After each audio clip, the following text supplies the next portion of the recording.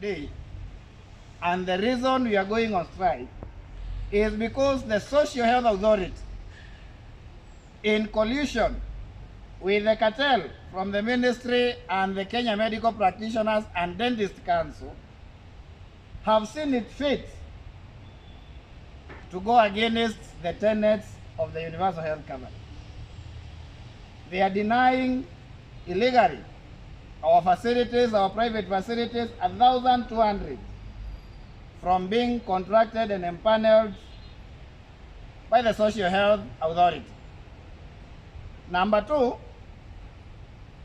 the people you see here, who are the leadership of the Specialized Association and even the other clinic officers, have not been empaneled and recognized, and so they cannot offer services to Kenyans through Social Health Authority.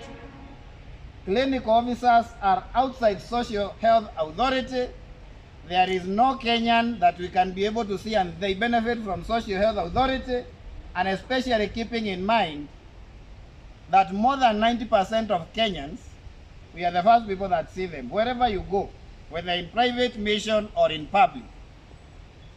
And worse off, the same Social Health Insurance Act now compels every Kenyan to start from level 2 and level 3, where it's only a clinic officer who is the primary clinician you are going to find there. So simply, Kenyans right now cannot be able to access health services because clinic officers have been denied the right to pre-authorize and to register their facilities. And that is why I'm saying the principle of access has been breached. The principle of quality, where these specialists offer their services, has been breached. And then these people have to get out of pocket to get these services. So we basically do not have universal health coverage. And it's a few people. The law is very good, but the few people sitting under SHA are the problem. And that is why we even wrote to the president and we're asking that that authority must be disbanded, because they do not understand what they are doing. They are acting with impunity, and they have become the biggest threat to the universal health coverage. That is one. We are on strike for 99 days under the county governments and 121 days under the national government. This strike ended after the Employment and Labor Relations Court under Judge Baira Mongaya midwifed an agreement that was then later recorded in court, and it's a document of the court and it's an order of the court. All the county governments have breached that agreement. The ministry, we must commend them, because on the side of the agreement, only the CBA and a few of the contracts is remaining. They have done exemplary well, though they have not also fully implemented, because we had a deadline of 1st of September. And it's because of these issues that we said by the midnight of Sunday the 19th, if they will not have been fully addressed, both of them, all the clinic officers from level 1 to level 6, and even 7 if it exists, I don't think it does in Kenya, will be going on strike. And when we cross that bridge, nothing is going to take us back until we have full implementation.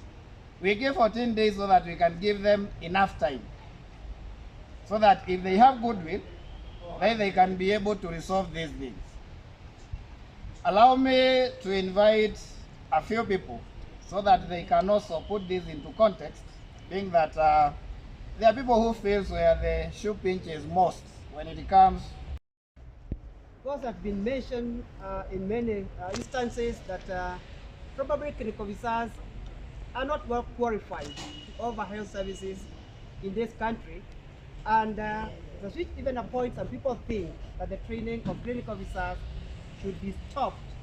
Somebody had even said it was a stepped up measure, and then after that, then you have other stopping of the clinical officer training.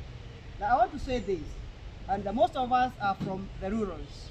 where you have been being treated, you say the doctor has treated me. I want to assure you that person who was treating you was a clinical officer. If today all the clinical officers stop working, then no health services in this country will continue.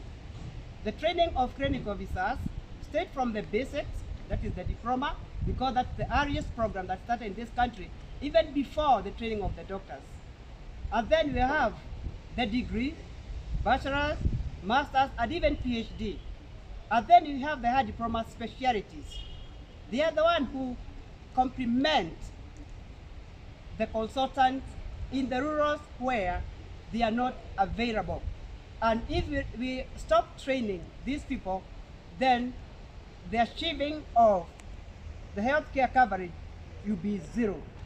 The clinical officer training is not going to be stopped, and in fact, all over the world, even the developed countries, they are looking at how the training of the middle level health workers, the non-physician clinician, can be used to help improve their health services. And those countries that have improved, including Cuba and even South Korea and even UK, they are using the non-physician clinicians, whom in this country we call clinical officers, but in the rurals, people call them doctors. When these are okay, nobody wants to say it's a clinical officer, is a doctor doing well. But when these go higher, they say it is because of the clinical officers. So ladies and gentlemen, let's support the clinical officers. They are the ones who are treating your parents. They are people who are treating your colleagues in the rurals, whether it is during surgeries, during delivery, ENT, reproductive health, the eyes, even including eye surgeries, orthopedic surgeries. We have clinical officers in those specialties. And even recently, having oncologists, those who are treating cancers. So that's how the clinical medicine is growing. So it is not going to be stopped, it can only increase. And it is the high time that all of us will support the clinical officers and we help them to grow in their profession. They are not quacks, they are professionals on their own, and they shelter their own profession. And they are not under anyone supervision or control or regulation. They regulate themselves, they register themselves, they train themselves. Thank you very much. Your other name? David Gunjiri. Let's have